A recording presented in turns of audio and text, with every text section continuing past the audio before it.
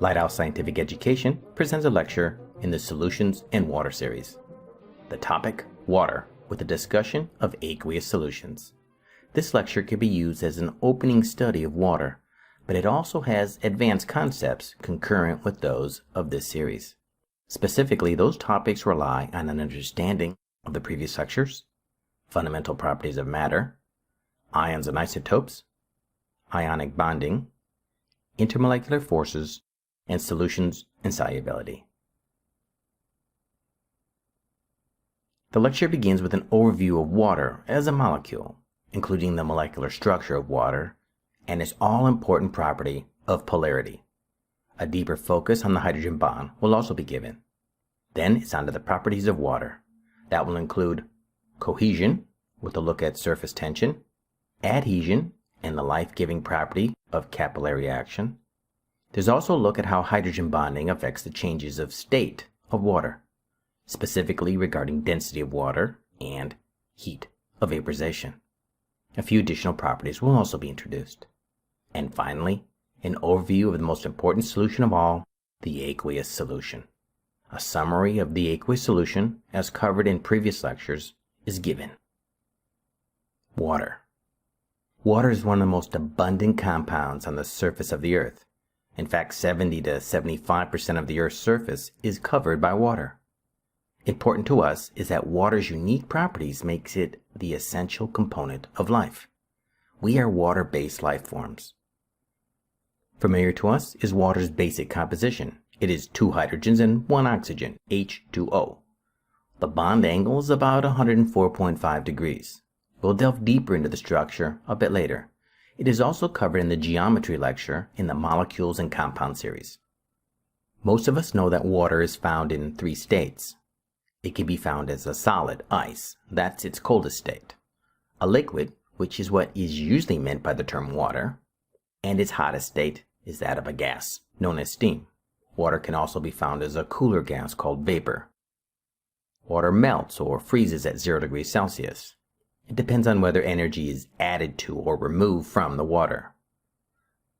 Water boils or condenses at 100 degrees Celsius, again depending on where the heat is going.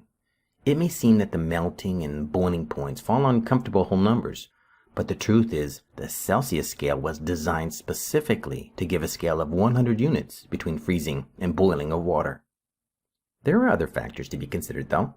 The melt, freeze, and boil condensation temperature points are sensitive to altitude. That is, they are a function of the atmospheric pressure. Take a look at a graph that plots the boiling point of water as a function of altitude compared to sea level. At sea level, the boiling point of water is that 100 degrees Celsius. But at the mile-high city of Denver, where the atmospheric pressure is lower, the boiling point of water is only about 94 degrees Celsius. Boiling is a function of the atmospheric pressure. A deeper look at boiling is found in the colligative properties lecture of this series. On to the molecular structure of water. There are many ways to represent the structure of water. The dot structure is one of the most informative ones. A molecule of water has 8 valence electrons, or VE. 2 sets, or 2 pairs of valence electrons, are used for the oxygen-hydrogen covalent bond. They are bonding electrons. The hydrogen-oxygen bond is considered a polar covalent bond. The other 2 pairs are called lone pair electrons and are a participant in many of water's unique properties. Of utmost importance with the structure of water is that it is a net polar molecule derived from its 2 hydrogen-oxygen bonds. In these polar covalent bonds, the shared electrons spend more time around one of the atoms, oxygen. The electrons in the bond portrayed here are shown as being in between the atoms, but that is only a representation of sharing. In reality, sharing is about time. Both atoms take turns sharing paired electrons, but the oxygen has the pair longer. How do we know that? It follows from our understanding of electronegativity. This familiar table shows the oxygen to have a value of 3.5 and hydrogen a value of 2.1. The large difference in values, about 1.4, lies in the polar covalent range of bonds. A deeper discussion of this topic is given in the covalent bonding lecture, in the molecules and compound series. So, how does the difference in electronegativity play out? For that, we will use a different rendering of water, one where the atoms are given as spheres. We can still see the bonding electrons between the atoms as well as the lone pair electrons. Since the oxygen has the higher electronegativity, it will keep the shared electrons more than half the time. That means the oxygen will have more negative charge than it started with. It will adopt a partial negative charge. The lower Greek letter delta is used to signify partial. Conversely, since it has the shared electrons less than half the time, the hydrogens will have less negative charge than they started with. Each will adopt a partial positive charge. Summing the partial negative charge on the oxygen with the two partial positive charges on the hydrogen will yield a net charge of 0. Water does not have a net charge. What it has is an uneven distribution of charge. One side is a bit heavy of electrons, partially negative, at the expense of the other side, partially positive.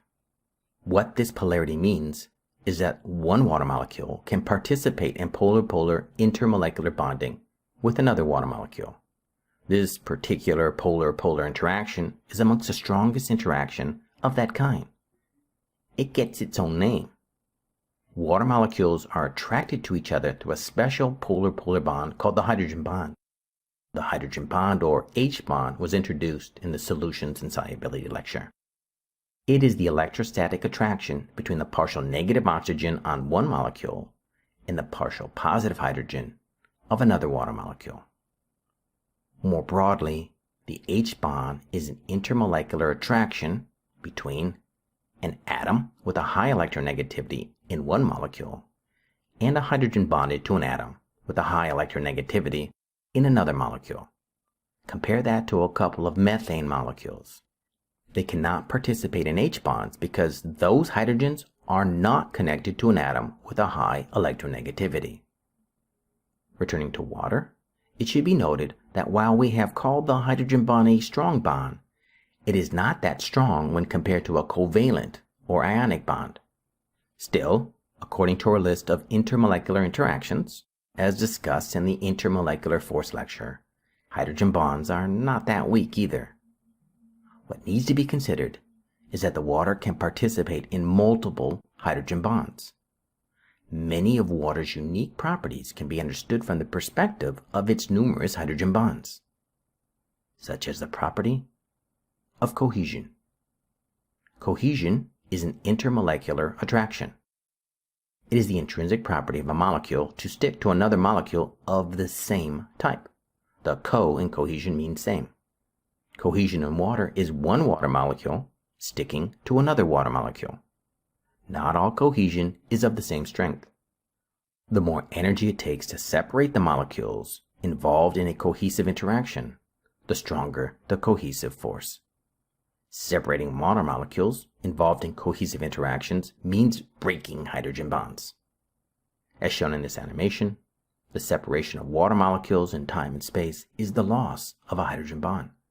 That costs energy and is why water has a high cohesion, or water is very cohesive. Ask anybody who's ever done a belly flop into the pool. It hurts because the slapping has to provide the energy to separate the water molecules. Another way to look at that separation of water molecules upon the entry of a good flop is to consider what is necessary to break the surface tension of the water. Surface tension is defined as the property of the surface of a liquid that allows it to resist an external force. The descending belly of our flopper is the external force. The cohesive forces between the water molecules at the surface of the water is the resistance. Since surface tension is an example of cohesion, it makes sense that stronger cohesive forces result in greater surface tension. If it wasn't for the greatest surface tension, a water bug would not be able to skim across the top of a pond. The downward pressure of its mass is resisted by the cohesive forces of the water molecules at the surface. Another place we see the effect of surface tension is in the shape of drops of water. If it wasn't for the high surface tension, the drops would flatten out. This can be seen when isopropyl alcohol is poured onto a flat surface. It has less surface tension and does not bead like water. A similar property to cohesion is adhesion. It too is an intermolecular attraction. Adhesion is the intrinsic property of a molecule to stick to a different type of molecule. A common example of this property is adhesive tape. It is one type of material that sticks to another type of material. The thing about water molecules is that they can make hydrogen bonds with surfaces such as glass, wood, cellulose, and dirt. Water adheres to many different materials. An important example of water adhesion is capillary action. It is the product of both adhesion and surface tension, cohesive forces. Capillary action is defined as the tendency of a liquid to flow in narrow spaces, for example, tubes, due to adhesive and cohesive forces. A cartoon demonstration of capillary action has a vessel of water with a straw or tube suspended above it. As the tube is lowered into the water, molecules adhere to the sides of the tube and to each other. The result is that the water rises up the tube. Where does this come into play? It is one of the main ways trees get water to their tops. Capillary action occurs in tiny tubes in the tree called xylem. Another example is the finger prick. Blood is drawn up the tube by capillary action. We should mention one more common observance considering capillary action. It occurs with a graduated cylinder. After a volume of water is added to the cylinder, it can be seen that a small amount of the water climbs up the sides of the cylinder. Not too much, but noticeable. We call that adhered water the meniscus, and now we know why it takes the shape that it does. It's just capillary action. Our next set of properties focuses on the effects that hydrogen bonding has on the density and boiling point of water. One way to distinguish between the three states of matter is with the arrangement of water molecules in each state. For ice, the molecules are more or less in a fixed position. That's expected for a solid. The molecules in the liquid state still interact with each other, but do so to a lesser degree. They are somewhat free to move past each other. And in the gas phase, the water molecules are moving freely about the space that they are contained in. Hydrogen bonding is a particular strong form of the polar-polar intermolecular interaction. Understanding where hydrogen bonds are made or broken will help explain why water deviates from expected behavior. For example, freezing, the transition from liquid water to ice. It is accompanied by a decrease in density. That is the opposite of what is found for most substances. Shortly, we will see that this behavior is a direct result of making additional hydrogen bonds upon freezing. Liquid water does make hydrogen bonds, but solid water makes more. And what about the transition into boiling? Water boils at a higher than expected temperature. This is attributed to the high cost of breaking hydrogen bonds upon gas formation. We will look at both of these transitions in more detail, starting with freezing, moving from liquid water to ice. As said, for water, freezing means making more hydrogen bonds. But don't most substances make more intermolecular bonds when freezing? Isn't that what solid formation is? What is different about water is that the formation of hydrogen bonds increases the volume of the solid. The same amount of water molecules take up more volume in ice than they do in liquid water. For most other substances, the formation of additional intermolecular bonds contracts the solid compared to the liquid. How does water accomplish this unusual feat? A cartoon might help with this. Here's a snapshot of liquid water. The molecules have thermal energy and are moving about. They quickly make and break intermolecular bonds. Removing heat from the liquid slows the motion down until the water freezes. As water freezes, the molecules reorient themselves into a pattern of multiple hydrogen bonds. The additional intermolecular bonds stabilize the solid water, but do so in a larger volume. This reorientation requires more room.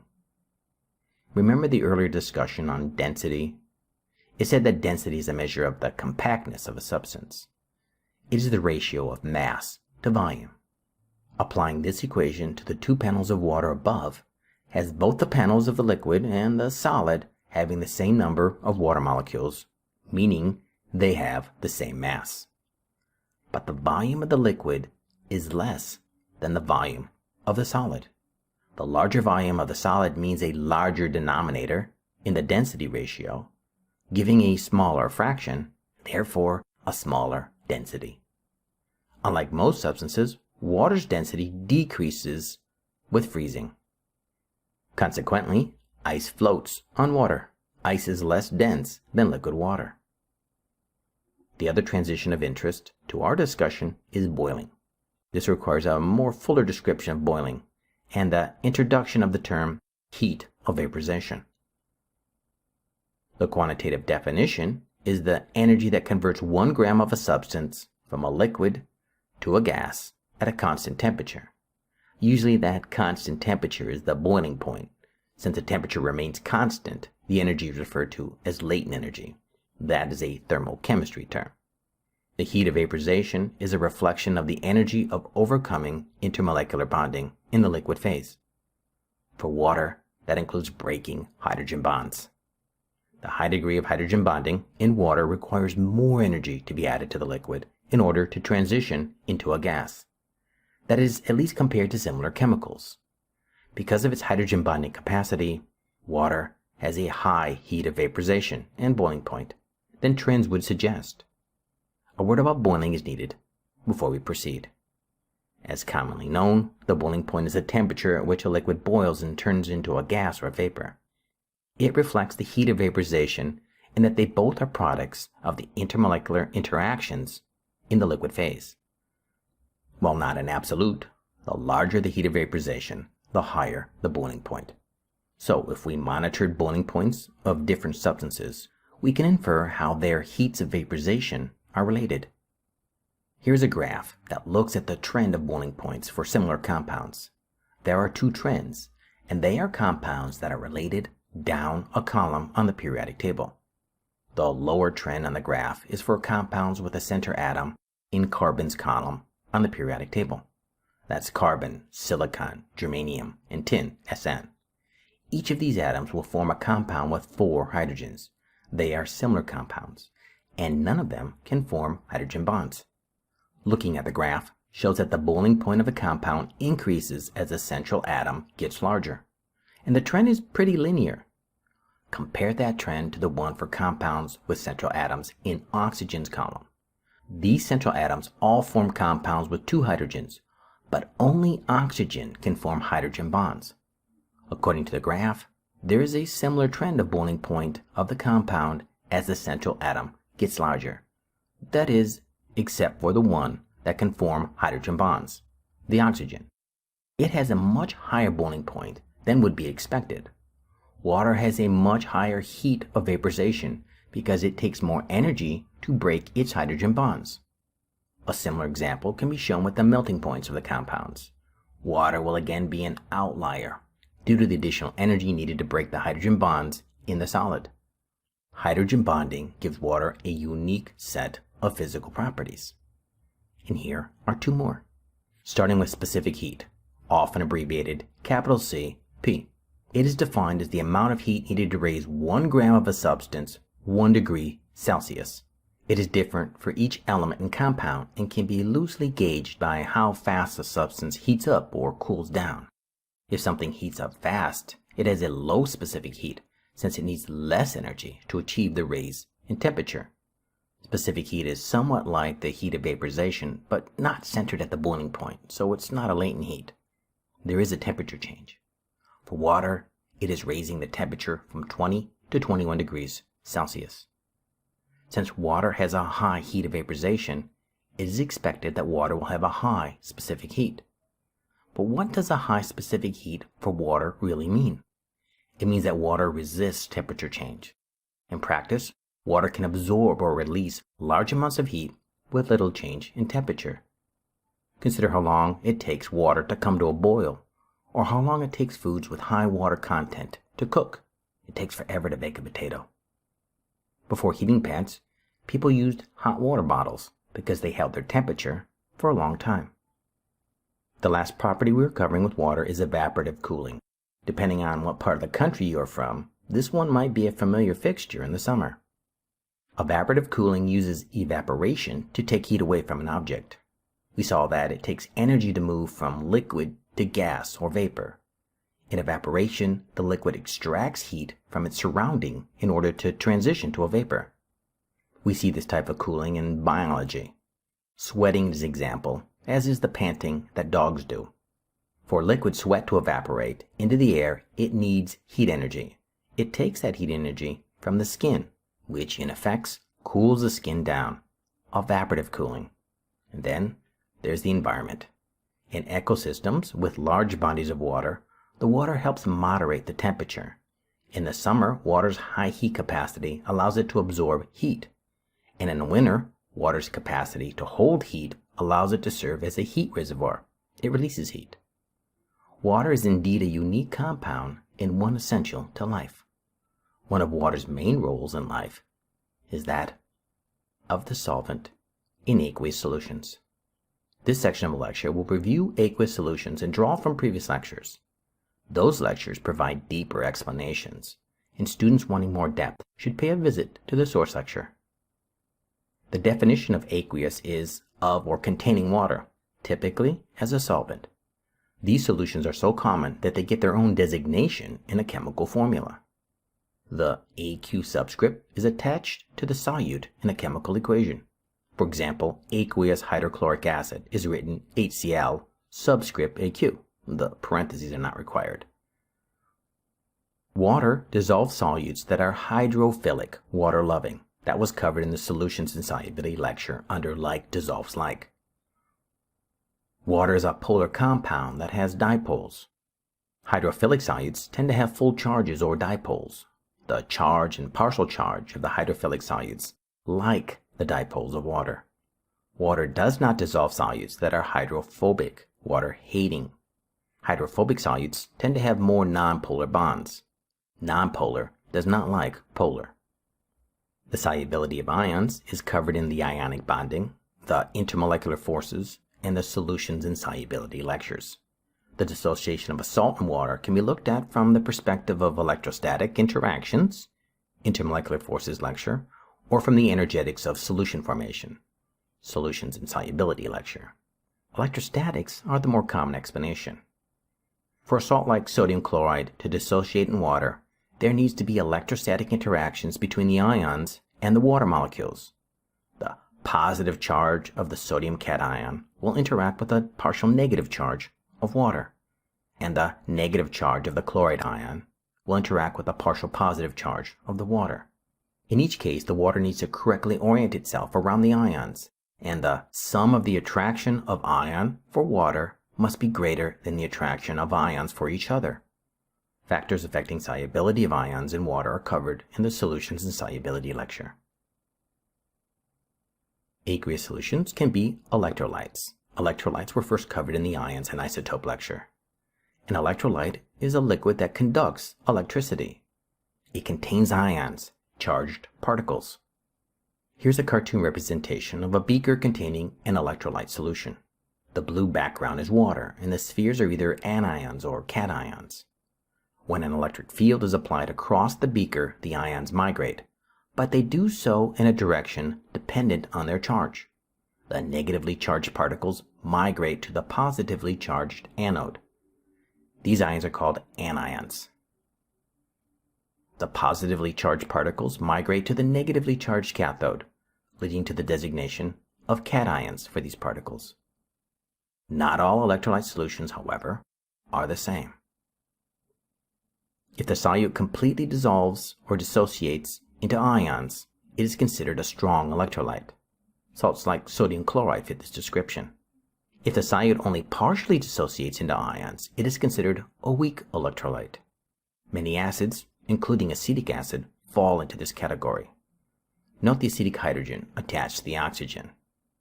In a small percentage of molecules, the hydrogen pops off the oxygen. The solution will contain a hydrogen ion, cation, and an acetate ion, anion, which are capable of carrying electricity. Weak electrolytes cannot conduct as much electricity as strong electrolytes because they have less dissolved ions. If the solute dissolves but does not dissociate into ions, it is a non-electrolyte. Sugars are example of non-electrolytes. A packet of sugar will dissolve in water, but will not be able to carry electricity because it dissolves into neutral sugar molecules and does not dissociate into current-carrying ions. While we have sugars up, a note or two can be made about the solubility of sugars. Sugars are polyalcohols. They have multiple hydroxyl groups with a oxygen-hydrogen polar bond. A water molecule orients itself to make an attractive electrostatic interaction with the appropriate partial charge on the hydroxyl group. Sugars dissolve in water because they have many hydroxyl groups and can therefore make multiple electrostatic interactions with water. The sugar has enough polar characteristic to dissolve in water. And that concludes the material of this lecture. On to the recap. Water's unique properties make it the essential component of life. H2O has 8 valence electrons. 2 sets are with polar bonds and 2 sets are lone pairs. In the OH bond, oxygen is more electronegative. It adopts a partial negative charge, while hydrogen adopts a partial positive charge. Polar bonds, or dipoles, make water a polar molecule. Water molecules are attracted to each other through a specific bond or a special bond called the hydrogen bond. It occurs between an atom with a high electronegativity in one molecule and a hydrogen bonded to an atom with a high electronegativity in another molecule. Hydrogen bonds are weaker than ionic and covalent bonds, but water makes many of them. Some of water's unique properties occur as a result of hydrogen bonding, including cohesion, the intrinsic property of a molecule to stick to the same type of molecule. Water has a high cohesive force. A form of cohesion is surface tension. This is the property of the surface of a liquid that allows it to resist an external force. Water has a high surface tension. The stronger the cohesive forces, the greater the surface tension. Similar to cohesion is adhesion. It is the intrinsic property of a molecule to stick to a different type of molecule. Capillary action is an example of adhesion. It is the tendency of a liquid to flow in narrow spaces, tubes for example, due to adhesive and cohesive forces. The heat of vaporization is the energy that converts 1 gram of a substance from a liquid to a gas at the boiling point. It was covered here because the high degree of hydrogen bonding in water requires more energy to be added to the liquid to form gas. As such, the boiling point of water is higher than trends would suggest. Specific heat is the amount of heat needed to raise 1 gram of a substance 1 degree Celsius. Water has a high specific heat. It resists temperature change. The last property covered was evaporative cooling. There, evaporation was shown to be used by biology in the environment to cool the surroundings. A review of aqueous solutions was also given. It was a collection of material from other lectures and included hydrophilic and hydrophobic solutes, solubility from salts to sugar, and electrolytes. And that concludes the lecture. Pay close attention to water. It is central to life's chemistry.